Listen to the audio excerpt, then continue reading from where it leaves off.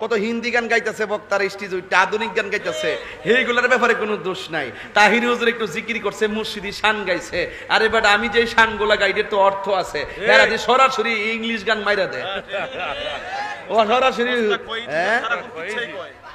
তাহিরি সাহেব এটাকে প্রচলন, তাহিরি সাহেব যে গানগুলা গায় অবশ্যই এই গানগুলা তিনি শুনেন, এই গানগুলা তিনি চর্চা করেন, এই গানগুলা তিনি প্র্যাকটিস করেন, তারপরেই তো ময়দানে গান। এমন তো না যে ওনার কাছে ওয়াহি নাজিল হচ্ছে, উনি ময়দানে ওঠার পরে গানের সুর তার গলার ভিতরে লালিত্য সৃষ্টি করছে, ঝংকার তুলছে ময়দানে, বিষয়টা এমন নয়। এই গানগুলো গাওয়ার জন্যে সেই গানগুলো তাকে গাইতে হয়, শুনতে হয়। আর যখন সে গানগুলো শুনে তখন তার জন্য কেউ বাজনা ছাড়া গানগুলো গায় নাই, সেই বাজনাওয়ালা গানই সে গেয়ে ওঠে। সুতরাং এই গানগুলো সে শুনছে ময়দানে সাপ্লাই দেওয়ার জন্যে। মানুষ বুঝাতে চায় এই গানের মাধ্যমে, সে বাজনা ছাড়া গানের মাধ্যমে ইসলামকে প্রচার করতে চায়, যে প্রচারক সে নিজেই যদি গোনার ভিতরে নিমজ্জিত হয় আর গোটা মানুষকে গোনা থেকে বের করানবে, অলিক কল্পনা স্বপ্নের কথা, ঠিক কিনা বলেন? এরপরে কিছু কিছু বক্তা তো আছে ওয়াজের মাঠে ওইটা নিজে নিজে ওয়াজ বানা, নিজে নিজে কমেডি মিথ্যা কিচ্ছা কাহিনী দিলদারের মতন বানায় নিজে নিজে বানায়। কই আমি কোন গেলাম রাস্তাতে একটা দেখা হইছে, এমন বিড়িতে গেলাম, কিতা গো তুমি কিনলে গাইছো, এমন গ্রামের নাম কয়া দে, আসলে কিন্তু ঘটনাটা মিশা কথা, বানায় কথা কন, ঠিক না ম্যাডাম? এমন বহুত কৌতুকের বই পাওয়া যায়, ছোট ছোট বই, ঠিক নি?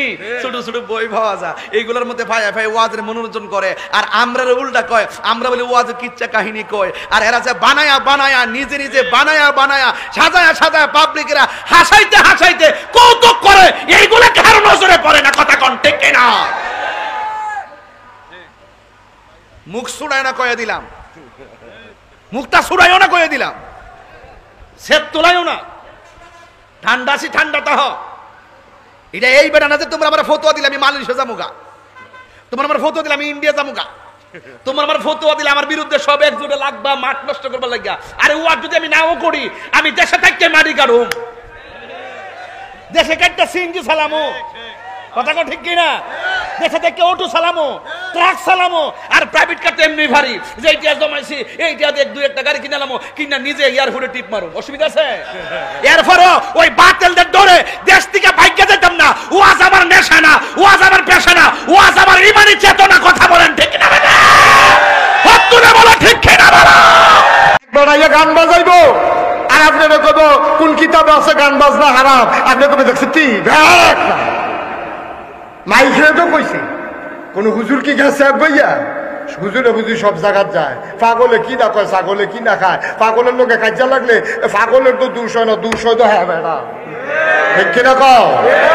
গানাদারের লোকে যদি আমি মুস্তাক ফৈজি কথা কইতাম যাই, বেজ্জুতি তো তার হইতো না, বেজ্জুতি হইবা আমার, ঠিক কিনা কও?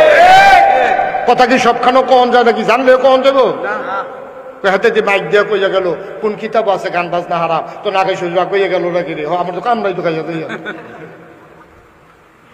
এই জন্য আমি বলি অনেক দেশও দেখবেন এলাকা, আমরা এলাকা জোটটা মোটটা, লাল সালু নীল সালু, তারপরে গিয়া আপনার এই জোট মাথা, তারপরে গিয়া ল্যাংড়া একবারে শৈল কাপড় জুতাটাও নাই, তারে লইয়া বাইসা পাগল হয়। তে রিক্সা তুটলে রিক্সাওয়ালা আইসায় ফিসার ফেল ফিরা চায়, নিজে বাবা কি থাকে যায়, তে আইস বাইক দিয়া সেটা তার বউয়ের কইতে আছে, ভাড়ায় চিনছ না, ল্যাংড়ায় উঠছে, ল্যাংড়ায় রিক্সা তুলছে, তুমি এনে চিনছ না। কতবার যে রিক্সা লইয়া ঘুরে, কেউ রিক্সা তুটে না, আমারটা তুলছে। ল্যাংড়ায় তার রিক্সা তুলছে, তার মিলে কপাল খুলছে। মানুষের জায়গায় কি তারে কাও পাইছি, কিতা পাইছ? ক্যামেরার ভিতরে অনেক কিছু আছে। আমি কই ভিতরে যেটা ছিল এটা বার করে আলাইছি, ভিতরে আনলাই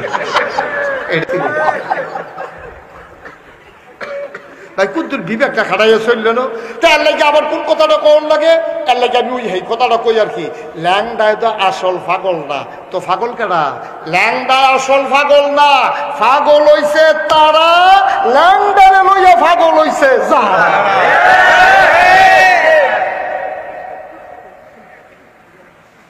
মনটা যা ধরে তা করবেন, কারবারটা কি তা ভাই? একটু বিবেকটা খাড়াইতেন, আপনি মরতেন না, আপনি কবরও যাইতেন না, আপনি রিক্সা ভাড়া 5 টাকা কম দামের লেগিয়া 5টা রিক্সারে যাচাই করেন, চাউল কিনতে নিলে 10টা দোকান যাচাই করেন, এরপরে গিয়া কত কিছু। কোনোদিন আপনি ঠইগাইয়েন না। স্ট্যান্ডার্ড বালা আপনি ঠইগা যাইকেন গেরি। ইসলামটা যে কইব আপনি এটার দিকে দৌড় দিয়া নেবেন। কারণটা কিতা? নবীজি কুদ্দুরা খালি সহজ হিসাবটা বুঝছেন। একটা বুঝ দিয়া আজকে ইনশাল্লাহ বিদায় নেবো আপনাদের কাছ থেকে। আল্লাহ যেন কবুল করে সবাই করা আমি। দেখেন নবীজির মতো ভালো মানুষ আর আইসেনি, আর আইবনি। কথা আইসেনি। আর এটা স্বীকার না করলে ইমান যাইব কত? সব জায়গায় দুম ধরে থাকুন যা। নবীজির মতো ভালো মানুষ আইসেনি রা, আর আইবনি। এটা যদি তুমি স্বীকার না করো, দুম ধরে থাকো, তোমার মতরা যদি বিপক্ষে যাই যায়, তত তুমি নবীর বিপক্ষে গেল না। সব জায়গায় দুম ধরে থাকে। এটা কি সব জায়গায় দুম? কবুলের সঙ্গে দুম ধরে থাকো, তোর বিয়ে হইব তো। ঘটকে যদি কয় বেড়া কথা কম কত, এই কথা কই বিয়ে ফোরান দেবো। নবীজির মতো ভালো মানুষ আর আইছে? আর আইব? হেই নবীজি খেয়াল করেন, আসল কথা তাইয়া করছি। হেই নবীর জন্ম খেয়াল করেন।